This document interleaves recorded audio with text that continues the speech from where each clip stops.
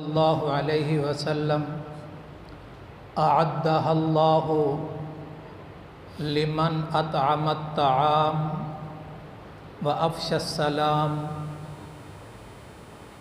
وادام الصيام وصلى بالليل والناس نيام او كما قال صلی اللہ علیہ وسلم۔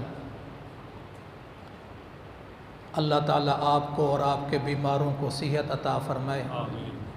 ہمارے ایک نمازی تھے، آج کل وہ حرمین شریفین کے کسی شہر میں ہے، چودھری اسد صاحب، اس کی بھابھی صاحبہ بیمار ہے، ہاسپٹل میں ہے، تیسرا دن ہے۔ اللہ تعالیٰ اس بہن کو صحت عطا فرمائے، اللہ تعالیٰ اس کے والدین کو صحت عطا فرمائے، اللہ تعالیٰ ان کے بچوں کی، اس کے بچوں کی تربیت فرمائے۔ رمضان کے استقبال کے حوالے سے کل کچھ باتیں عرض کی تھی۔ میرے آقا صلی اللہ علیہ وسلم نے فرمایا ان فی الجنت غرفا، جنت میں کچھ محل ایسے ہیں جو کرسٹل کے بنے ہوئے ہیں، شیشے والے، جن کا ظاہرھا یرا ظاہرھا من باطنھا و باطنھا من ظاہرھا، اگر اس کے اندر بیٹھے ہوگے تو باہر والی چیزیں نظر آئیں گی، باہر ہوگے تو اندر والی چیزیں نظر آئیں گی۔ ایسے خوبصورت اور شیشے کے اور ہیروں کے جو باہر سے بھی اندر کا معاملہ نظر آئے، اندر سے باہر کا معاملہ نظر آئے۔ تو ایک صحابی فقال رجل یا رسول اللہ، ایک آدمی نے پوچھا تلک منازل الانبیاء، یہ تو نبیوں کے لیے ہوگا، انبیاء کے لیے ہوگا، رسولوں کے لیے ہوگا۔ تو آقا صلی اللہ، یہ ترمذی میں ہے، فقال الاعرابی لمن ہی یا رسول اللہ، یہ کس کے لیے ہے؟ تو اس روایت میں اس جگہ پہ فرمایا کہا تلک منازل الانبیاء، یہ انبیاء اور رسل کے لیے ہے۔ آقا صلی اللہ علیہ وسلم نے فرمایا اعدہ اللہ، اللہ نے اس کو تیار کیا ہے۔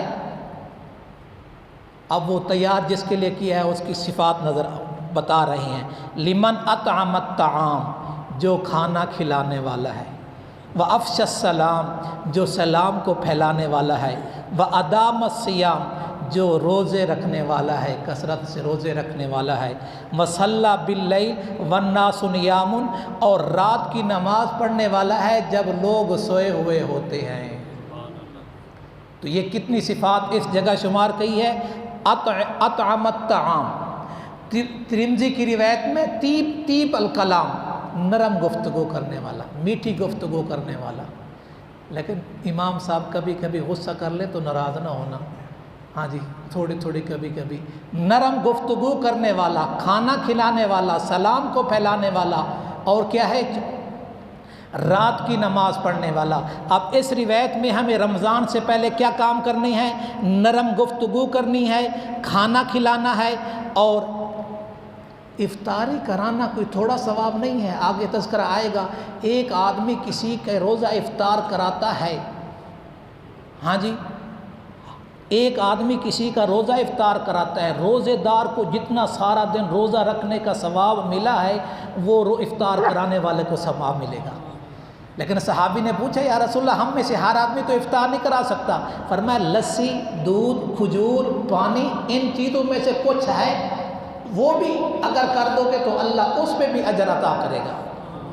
تو نرم گفتگو، کھانا کھلانا، سلام کو پھیلانا، تہجد، اب یہ چاروں کام ہم کوشش کریں رمضان سے پہلے اس کی عادت بنائیں۔ اور قرآن مجید میں اس کا تذکرہ کیا، والذین آمنوا وعملوا الصالحات لنبوئنہم من الجنۃ غرفا، وہ لوگ جو ایمان لے اور اچھے اعمال کیے، اللہ تعالیٰ کہتے ہیں ہم ضرور ان کو جنت کے بالا خانوں میں جگہ دیں گے، بلند جگہ پہ دیں گے، تجری من تحتی الانہار، جس کے سامنے نہریں بہتی ہوں گی، جس کے سامنے نہریں بہتی ہوں گی، خالدین فیہا، ہمیشہ اس میں رہیں گے، ہمیشہ۔ لیکن ہاں آگے فرمایا نعم اجر العاملین، عمل کرنے والوں کا یہی بہتر بدلہ ہے، اچھا بدلہ ہے۔ آگے دو چیزیں اور بیان، الذین صبروا وعلی ربہم یتوکلون، جو صبر کرنے والے ہیں اور اللہ تبارک و تعالیٰ کی ذات پر، اپنے رب کی ذات پر بھروسہ کرنے والے ہیں۔ 4 کام حدیث میں آ گئے اور 4 کام اس میں آ گئے، لیکن 2 کام آلریڈی آپ پہلے سے کر چکے ہیں۔ ایمان بھی ہے تو مسجد میں آئے ہیں، نماز جیسی اہم عبادت کر کے فارغ ہوئے ہیں، اب تھوڑی سی 2 چیزوں میں اور محنت کریں اور مجاہدہ کریں۔ الذین صبروا، صبر کرے، روزہ نام ہی صبر کا ہے، اور اپنے رب پہ بھروسہ کرے۔ جو کچھ ہوا ہے، جو کچھ ہو رہا ہے، جو کچھ ہوگا، کرنے والا کون ہے؟ اللہ بھی، ہاں جی اللہ ہی، سب کچھ کرنے والا اللہ ہے، تو اللہ پر بھروسہ کریں گے تو یہ رمضان سے پہلے کام کرنے کے ہیں۔ اللہ تبارک و تعالی آپ کو صحت اور ایمان کی سلامتی کے ساتھ نصیب فرمائے۔ اللہ تعالی آپ کو اور آپ کے بیماروں کو صحت عطا فرمائے۔